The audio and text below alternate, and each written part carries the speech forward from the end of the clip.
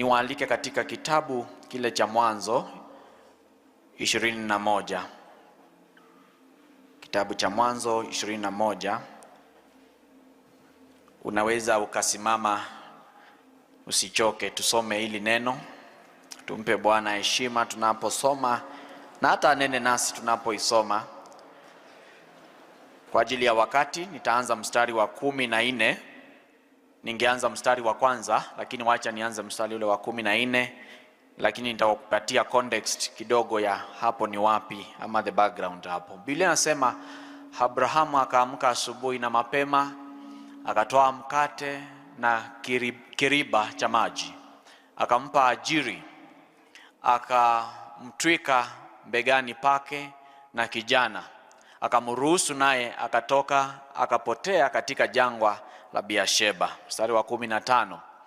Yale maji yalipoisha katika kiriba, Ajira akamlaza kijana kichakani, akaenda akakaa akimkabili mbali naye kadiri ya mtupo wa mshale, maana alisema nisimwone kijana akifa. Naye akakaa akimkabili, akapaza sauti yake akalia. Mungu akasikia sauti ya kijana. Malaika wa Mungu akamwita Ajiri kutoka mbinguni, akamwambia, una nini Ajiri? Usiogope, maana Mungu amesikia sauti ya kijana huko aliko. Ondoka, ukamuinue kijana, ukamshike mkononi mwako, kwa kuwa nitamfanya kuwa taifa kubwa.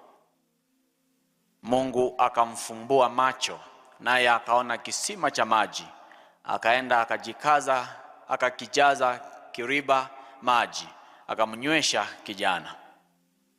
Mungu akawa pamoja na huyo kijana, naye akakua, akakaa katika jangwa, akawa mpiga upinde. Mstari wa 21. Akakaa katika jangwa la Parani, mama yake akamtolea mke katika katika nchi ya Misri. Bwana na Mungu wetu, nena nasi, kwa maana sasa tunaketi tusikie kutoka kwako. Umeniandaa na kuweka neno katika moyo wangu kwa ajili ya kila mmoja wetu. Baba, naomba ujazo wa Roho wako Mtakatifu na nguvu zako za kimbingu zishuke kwa ajili ya kila mmoja wetu. Roho wako Mtakatifu atembee akitufundisha. Ninaomba kwamba ili isikuwe tu neno la kawaida, isikuwe tu ibada kama zile zingine, lakini Bwana ikuwe ibada speciali kwa ajili ya nafsi zetu na maisha yetu. Na kushukuru kwa maana unajua mwanzo na unajua mwisho wa kila jambo. Kwa hivyo sasa nakabidhi hata mwisho wa sehemu hii ya ibada mikononi mwako. Na kushukuru kwa maana utanena nasi, utajidhihirisha na mapenzi yako makuu yatimie katika jina la Yesu Kristo. Asante kwa nafasi hii. Katika jina la Yesu Kristo tuomba na kushukuru. Amen. Tunaweza keti mbele za Bwana. Basi nitazungumzia uhuisho ama uvuvio ambao unazaa matumaini.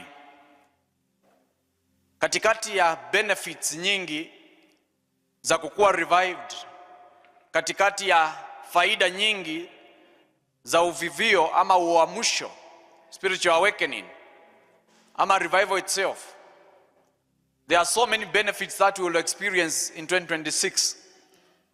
Lakini kwanza leo nataka tuangalie vile Mungu anatumia uamsho ama uvivio kuleta matumaini. Nitazungumzia mambo matatu katikati ya mambo mengi ambayo tungetoa katika kifungu hiki. Sura ya 21 inajipata katika hadithi kubwa ya kuitwa kwa Ibrahimu hawe baba wa mataifa yote, ama baba ya generations ama vizazi vyote, familia zote ambazo zingemwamini Mungu kama vile Ibrahimu alimwamini. Alipoitwa katika sura ya 12, kuna mambo mengi aliahidiwa, lakini ahadi zingine zilikawia, kama ahadi kwamba ndani yako na mke wako nitawabariki na mtoto ambaye atakuwa sasa ndiye ataendeleza vizazi ambavyo vitakuja ndani yenu. lakini kijana yule Isaka akakawia kuja. Biblia inasema mke wake Ibrahimu, Sara, akajadili na Ibrahimu, akamwambia tunaye msichana wa kazi, unaweza ukalala na huyu tukapata mtoto. This was a good proposal from Sarah. Asubuhi nikasema sijui ni mama wa aina gani anaweza leta mjadala kama ule. Labda huyu mama akuwe ni mpumbavu ama akuwe ni mwenye ujasiri, a bold woman or maybe a foolish woman. Ask your neighbor, what do you think, which category do you think Sarah belonged to? Na ukimuuliza ujue uko na bibi, ukimuuliza ujue uko na wasichana pia. Ukimuuliza ujue uko na vijana wanataka kuoa ama wasichana ungependa wafanye nini? Therefore, when the decision was made, Biblia inasema yule mjakazi akapata mimba. Lakini baada ya kupata mimba, katika kifungu cha 16 utaona kukawa na furugano kidogo. Akaanza kumjeuri mama mwenye boma Sarai. Basi Sara aliyesema kwa Ibrahimu fanya hili, akakasirika, akamwambia muondoshe huyu, muondoe huyu. Utaona kwamba huyu dada alikimbia akaenda kwenye jangwa.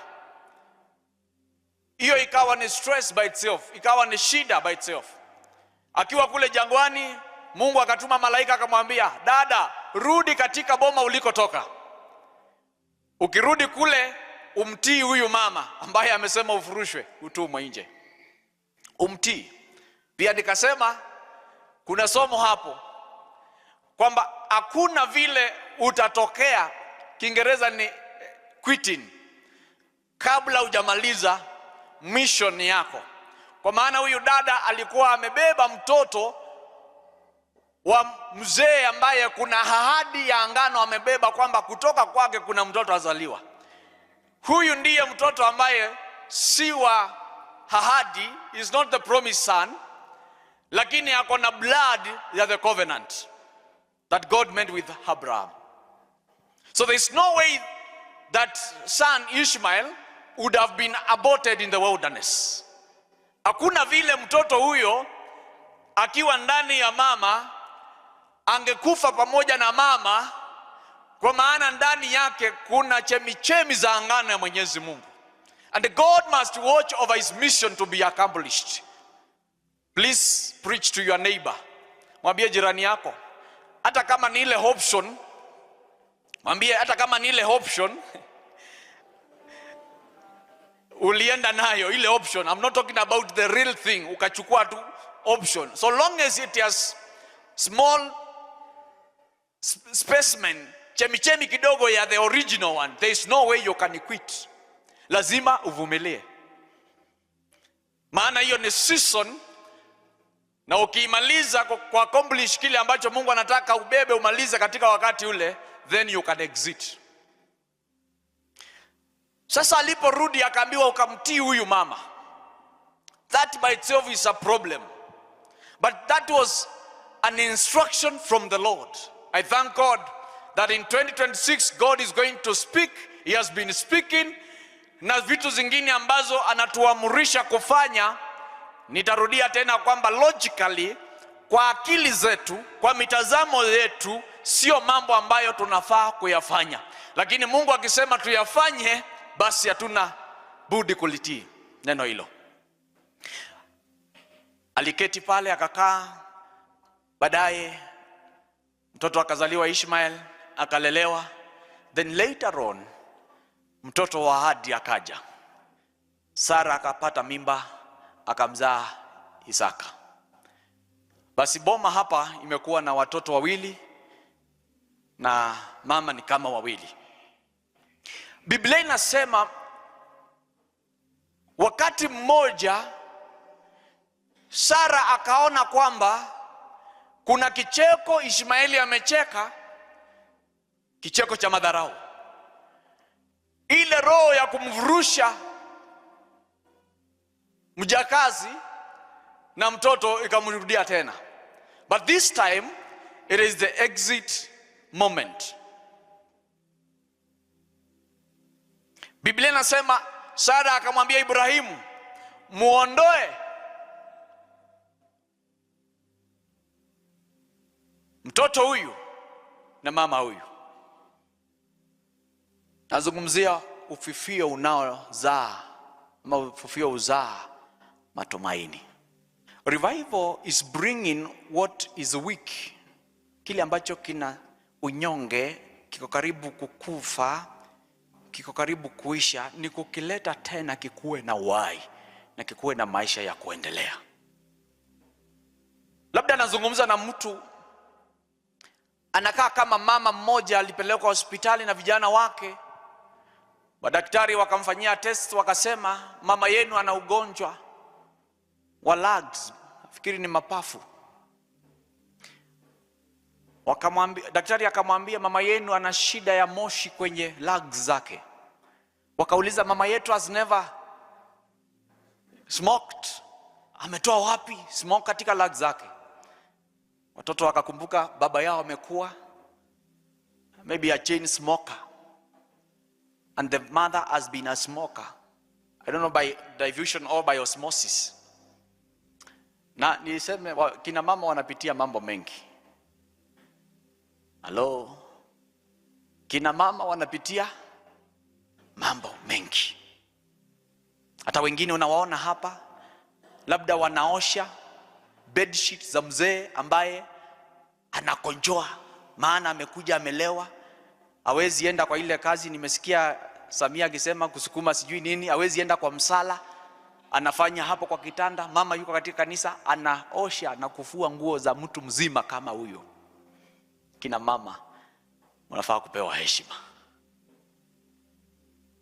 Lakini katika moyo wako ukiwa umepitia mambo kama yale, nataka kusema watoto wale wakajua mama yao amepata ugonjwa kwa njia ambayo sio direct involvement. Labda umekuja katika ibada siku ya leo, unapitia mambo, unahisi these things happened because of so and so.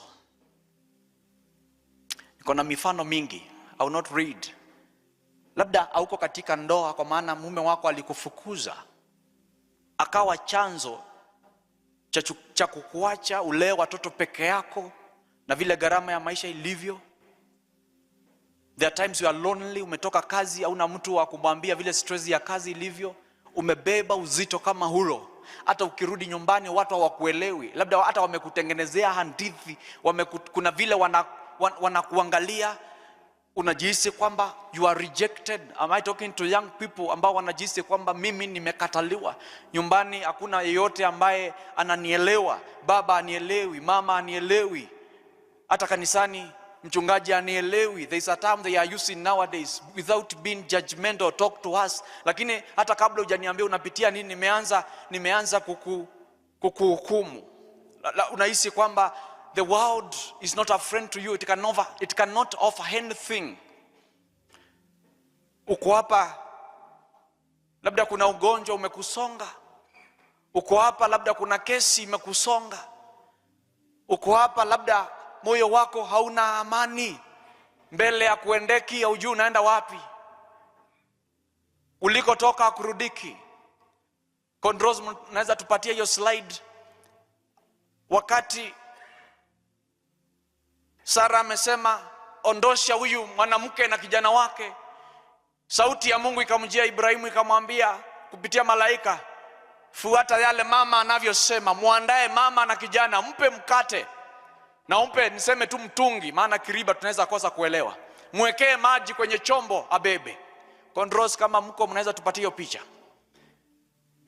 It's a frustrating scenario. Angalia Ishmaeli, ni maswali yepi anajiuliza katika moyo wake na katika mawazo yake. Look at Hagar, she has been there, amekuwa katika boma lenye baraka za Mungu, lakini sasa matumaini yake yanaisha. Angalia mkate ambao anapewa, angalia kibuyu cha maji. Je, hizo wataikula na kunywa siku ngapi? Na wakatoka. Biblia inasema walipotoka wakaenda kwenye jangwa. Nafikiri mkate uliisha, lakini Biblia inasema maji yaliisha, wakawa hawana maji. na mtoto kijana huyu Ishmaeli akawa karibu kufa. Wakawa hawana maji. Sasa Biblia inasema shida nyingine ikampata huyo binti. Mwanangu ambaye mimi sikuchukua bwana wa mistress ama aliyeniajiri kwa kutaka, ilikuwa hiari yao, mimi sina makosa. I did not participate in this drama. Why have I been sent away? Why am I going through this? Sasa kijana alipokuwa karibu kufa, Biblia inasema akamlaza mahali kwenye chini ya mti, na yeye akaenda umbali wa distance ambao unaweza rusha mshale. It's not a far distance. Tupatie hiyo slide pia. Biblia inasema Haga akaketi akaanza kulia. Kijana, Biblia zingine zinasema alikuwa amefaint. He is unconscious. Haga anagoja mtoto afe. She doesn't know the next move.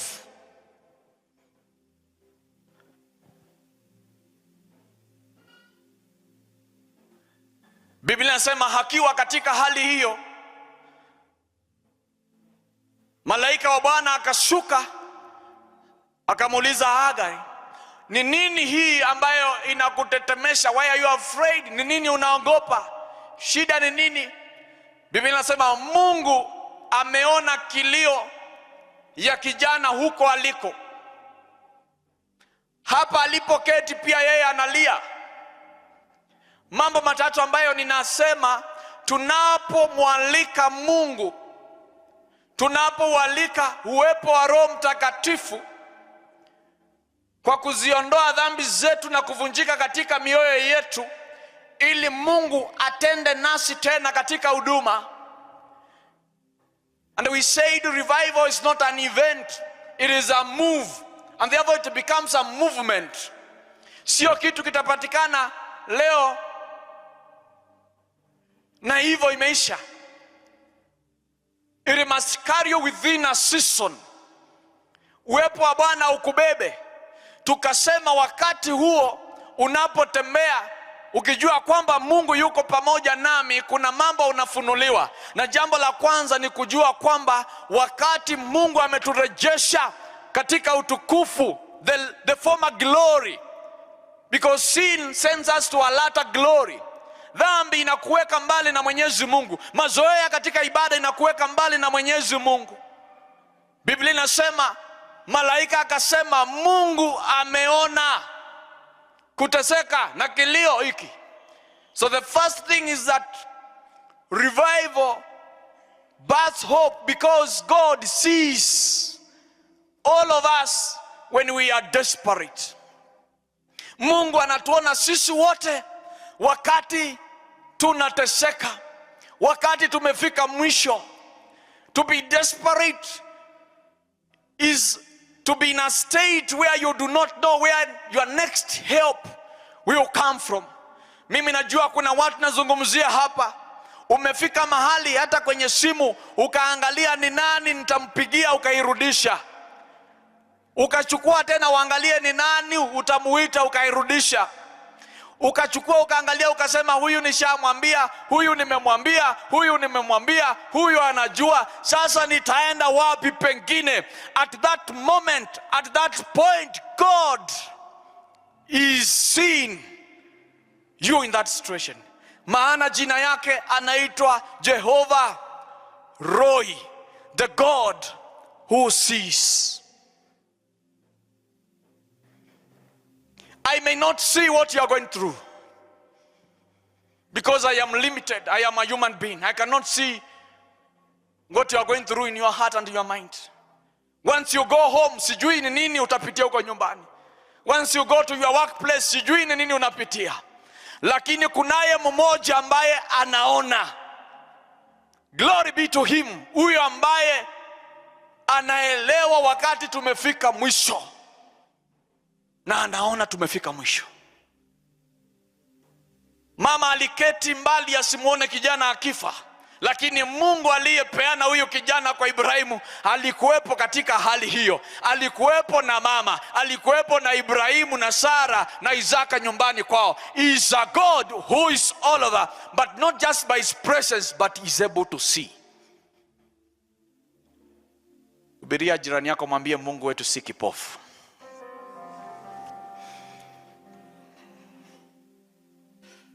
Hubiria jirani yako, mwambie Mungu wetu ana macho.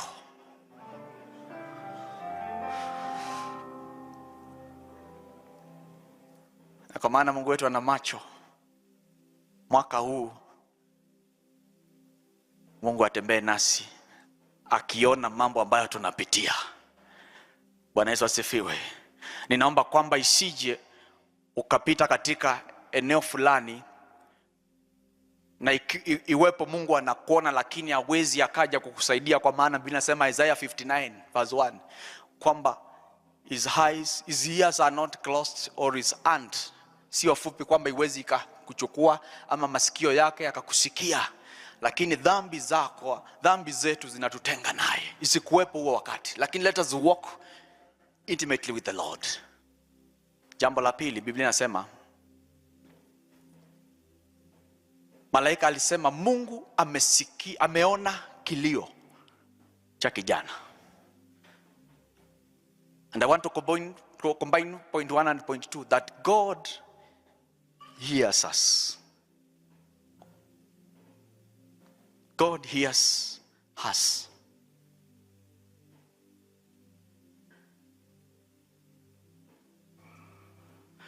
Watu wanaweza wakapuuza wakati tunaomba, lakini Mungu anasikia. Inaweza ikakawia kwamba haijafanyika, umeliomba ni kama Mungu hajasikia, lakini Mungu anasikia. Lakini wacha nifafanue na nifunue kitu hapo. Kwa maana Mungu anasikia kilio chetu na anaona yale tunayopitia, ina maana kwamba wakati tunalia kuna sauti tunatoa na kuna machozi inatiririka. Mgeukie jirani yako, muulize ni mara gani ya mwisho ulilia? Muulize ni mara gani ya mwisho ulilia? Ulilia ya mwisho?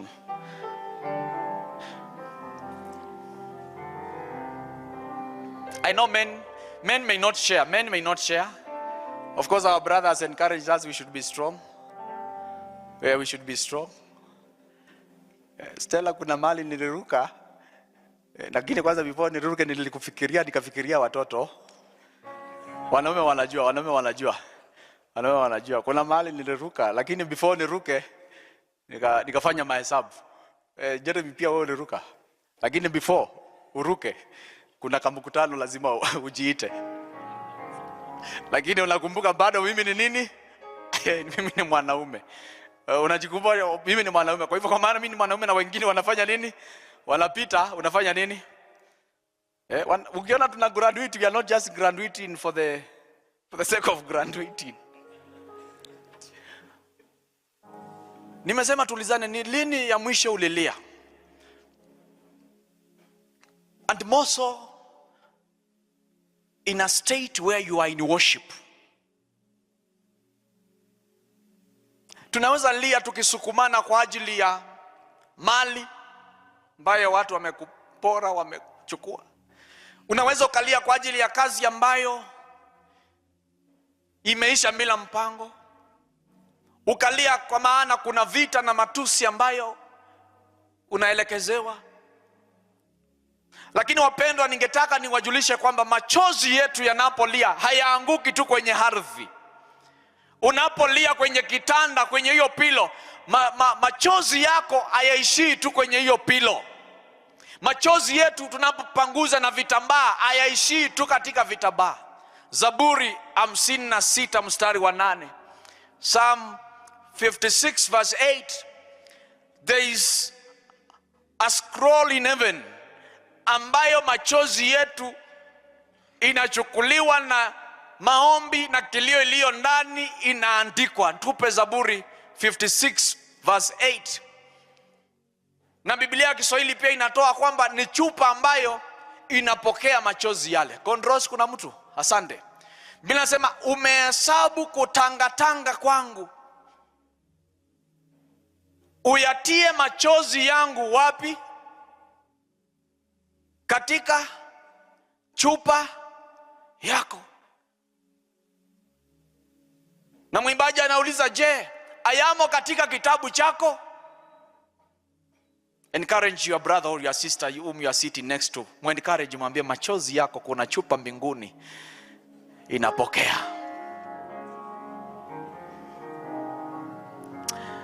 Nanya konditha ukana andu metho imome itiketune. Hiyo ni Greek. Siwezi nikacheza na wewe ikiwa machozi yako hata kama usemi kitu yanapokelewa mbinguni. Na kuna kitabu inanukuu the content of the tears. We are a better generation. We belong to a powerful Father. We belong to a very serious Redeemer. That even our tears count. When we make tears, when we make prayers in tears, when we weep, when we go through situations that make us pray in weeping and in sobbing, kwamba kunaye Mungu ana record even prayers meant in that state. Tunaye Mungu mkuu. Basi wacha nimalize point ya 3.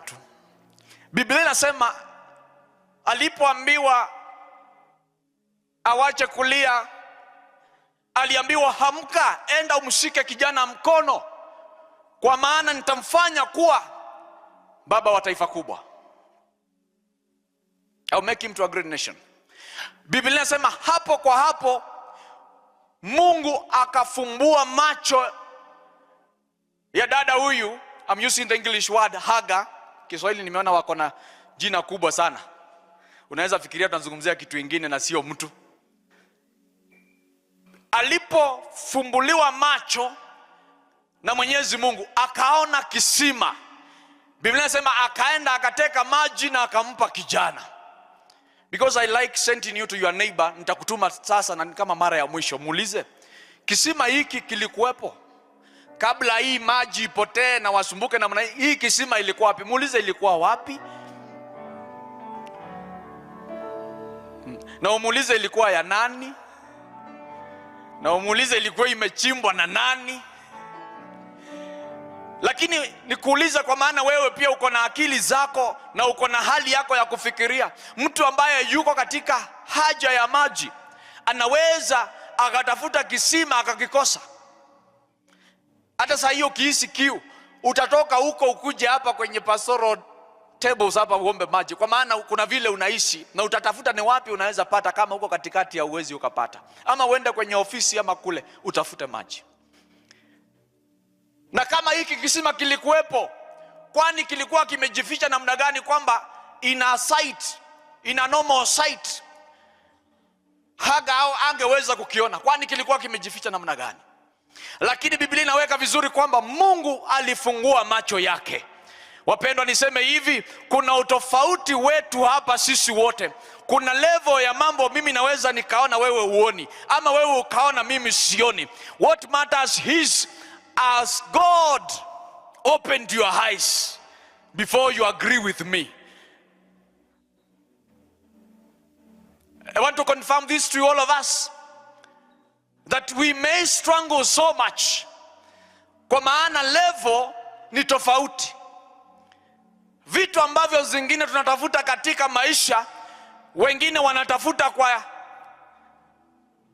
njia ya kibinadamu, kwa hekima ya kibinadamu, kwa jasho ya kibinadamu, kwa mikakati ya kibinadamu.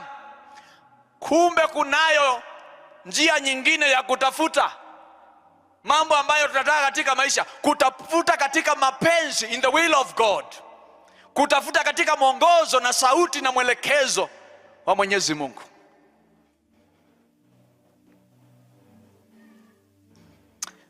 During our Kesha nilisema hivi, na mtakubaliana na mimi, during our Kesha nilisema hivi, tumekuwa too busy such that in our busy programs tumelimit what the word tells us to do so that we enjoy the power of God. Nirudie tena. Yaani shetani ametupatia kukimbizana na nini? Na wakati. Mpaka hata katika kanuni za Biblia ambazo Kristo alisema mwenyewe tuzifanye, tumelimit na tukakuwa na comfort ya kiodholojia. Tunasema after all God is everywhere. After all God is seen. After all God is going to do. Tukaweka vitu tukajicomfort, lakini let me tell you, seeking for the power of God is work by itself. Yesu Kristo ndiye kielelezo chetu. Kazi yake kuu ilikuwa kutuokoa, lakini kabla ya kutuokoa, in his mission there was healing ministry. Kulikuwa na kazi ya kufikia binadamu katika mahitaji yao, physical needs, before he met our needs spiritually on the cross. Na ndiposa ili atende mambo haya, usiku alienda kwenye mlima, asubuhi ndio anashuka, ndio miujiza inapatikana. Lakini tumekuwa too busy such that even now I cannot pray for you by laying your hands, because time imeenda. Maana Biblia inasema tuwawekelee wagonjwa mikono na watapona. Look at that.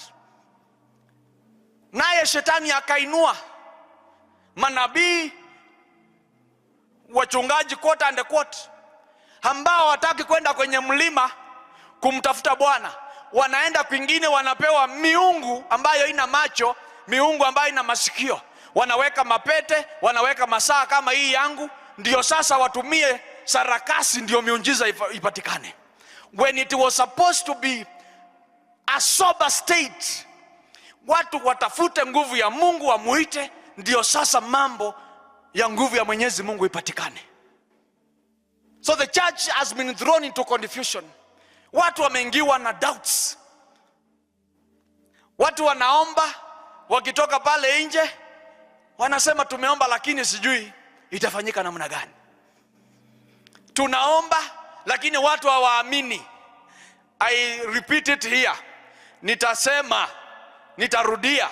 Mimi sio mchungaji wa kutumia shortcuts ili kupata matokeo ya Mwenyezi Mungu. I want to go that long way.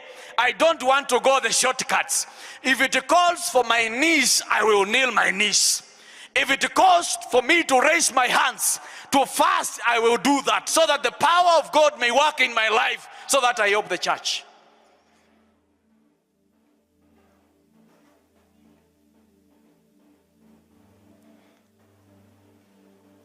Na inji, the world is watching to the church to bring solutions. Wanatuuliza imani yetu iko wapi? Wanatuuliza mwangaza wenu uko wapi? Where is the power of your God? It is the high time we challenge the world by showing the world the power of God in our midst.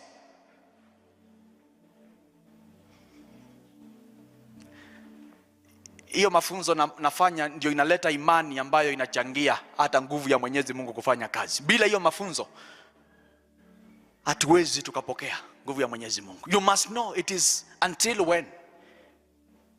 Sasa number 3, alipofunguliwa macho akaona kisima.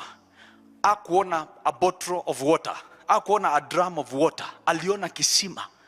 Kisima maana yake ni kwamba unaweza ukachota maji so long as you are in the wilderness.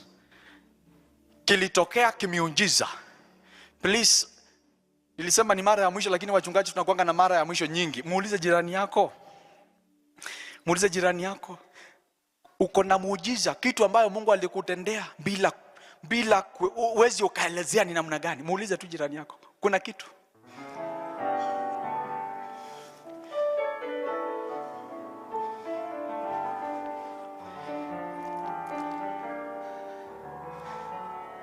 There is a miracle that happened yesterday for me. Reverend John Kalavoto aliwaambia kuna watu magari yao wanaendesha tu by faith, not by fuel. Nikafika tu Machakos, mama watoto pale akona maneno, kuna vitu anataka, kuna nini. Jeremy, you know that situation. Hata wewe ushapitia hiyo situation. You have told me that testimony. Bas, and one of you akazungumziwa na Mungu. Akatuma kakitu na akasema hiyo ni chai. Kwa maana alibarikiwa katika mkesha. Akasema ni chai. Na tuko saa 6. It was 11:27. Chai 11:27. I am talking a God who reveals himself by his own power. Ask your neighbor, when was the last time you experienced a miracle? For me, that is not a coincidence. For me, that is a miracle. Because she's talking about cup of tea. And a cup of tea is 100 shillings plus something else, 200 shillings or 300. Ukikula sana in a good hotel. 200, 100. But Mr. Mutetea, I was sorted. Not by IC Jericho. Not by the treasurer. But by a member. Ambaye sikumpigia simu. Yeye aliona afanye nini? You may call that coincidence. But for me, that is a miracle. You are not getting what I'm saying. I'm not talking about financial miracles only, but holistically life has so many issues that we need God's intervention. Wakati nimehubiri first service, my brother Dego here ameniambia, I want that soul, I want that well. My brother, be encouraged. Be encouraged. And I know you'll be a living testimony.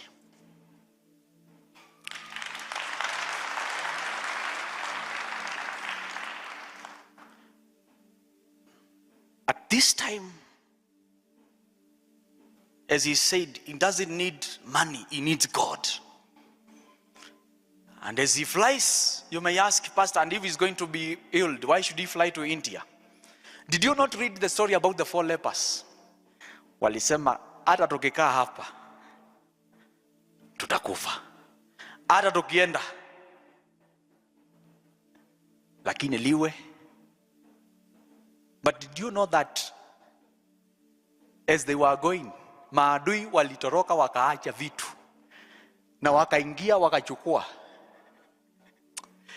It's a liberation at another level, at another level, at another level.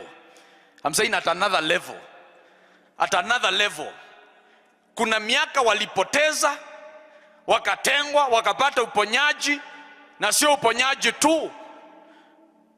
From the enemy's camps walitoka na dhahabu na vitu nyingine, nyingi sana. It's a revelation at another level. The Egyptians, baada ya mateso ya miaka mingi, hawakutoka Egypt.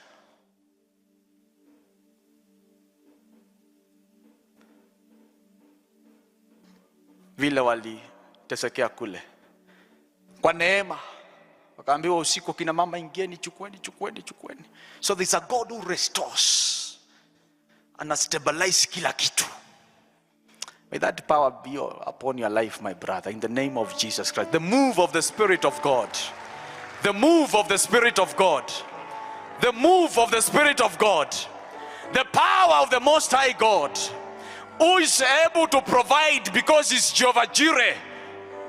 May he provide to all of us. When Abraham is tested and is about to kill Isaac, an angel from the Lord, of the Lord from heaven calls, Abraham, Abraham, stop. Angalia kuna kondoo, enda uchukue hiyo unichinjie. Ni nani mwenye hiyo kondoo? Ni nani? God provided. May God provide for your situation. May God provide for our situations. May God meet us at our very points of need.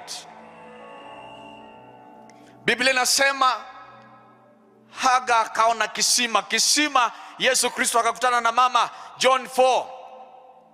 Kwenye kisima, mama nipe maji. Mama akamwambia hatuwezi tukapeana maji kwa Wayahudi maana sisi ni watu wa mataifa. Kristo akamwambia mimi ndime maji ya uzima. Yeyote anywaye maji haya hatahisi kiu tena. That is the well I'm talking about. When we have Jesus, we have the sustainability of the things that we want, because He is a spring in our lives. He does not provide temporal solutions. He brings permanent solutions. That is our God. Jesus' name. Yes, Lord. Oh my Father. Yes, Lord. Oh my God. Yes, Lord. February you are blessed. Oh, yes, Lord. February you are blessed. Amen. February you are blessed. Amen. In our going out and the coming back you are blessed. Amen. Every day is blessed. Amen. Every night is blessed. Amen. Every appointment this month is blessed. Amen. In the name of Jesus Christ. Yes, Lord. Everything that we shall eat and drink is blessed. Yes. Everything that we shall wear, our God will provide. Amen. Every money that we shall need, Heavenly Father, you will provide. Amen. In the name of Jesus Christ. Yes, we Lord. walk when we are sure that you go before us. You are by our side. Yes, Lord. At the back you are taking charge. Yes, Lord. On and below you are in charge. Yes, Lord. Heavenly Father, who is going to fight us? We belong to you. Yes, Lord. Mold us again. Yes, Jesus. Tuumbe tena upya Baba. Yes, Tuumbe Jesus. tena upya Yes, katika jina la Yesu Kristo. yes, Lord. Just like Moses after 40 days of fasting and prayer, just as he walked down the mountain, glazing with your power. Yes. Katika jina la Yesu Kristo. Ndio Bwana. And as Jesus and the 3 disciples saw you transfigured on the mountain, oh Jesus, Yes, Lord. we pray that this radiance of your glory will accompany us this week. This glory will accompany us. Oh, yes. Katika jina la Yesu Kristo. Ndio Bwana. Utukufu wa kimbingu utatuandama. Ndio Bwana. Katika jina la Yesu Kristo. Ndio Yesu. Mitego iliyowekwa Ndio. yote Bwana unategua. Katika jina la Yesu Yes. Kristo. Mitego inayowekwa unategua. Ndio Bwana. Katika jina la Yesu Kristo. Yes. Mapepo yanaondoka kwenye njia. Katika nyumba zetu tunanena amani, kuelewana na msamaha. Watoto wetu wamebarikiwa because we carry a special grace. We carry a special glory. Katika jina la Yesu Kristo. Katika ofisi zetu washuhudie kwamba watumishi wa Mungu wanafanya kazi. Katika maofisi watumishi wa Mungu wataingia katika jina la Yesu Kristo. Wiki hii hakuna vikwazo, wiki hii hakuna vita katika jina la Yesu Kristo. Bwana tubebe kwa wingu lako.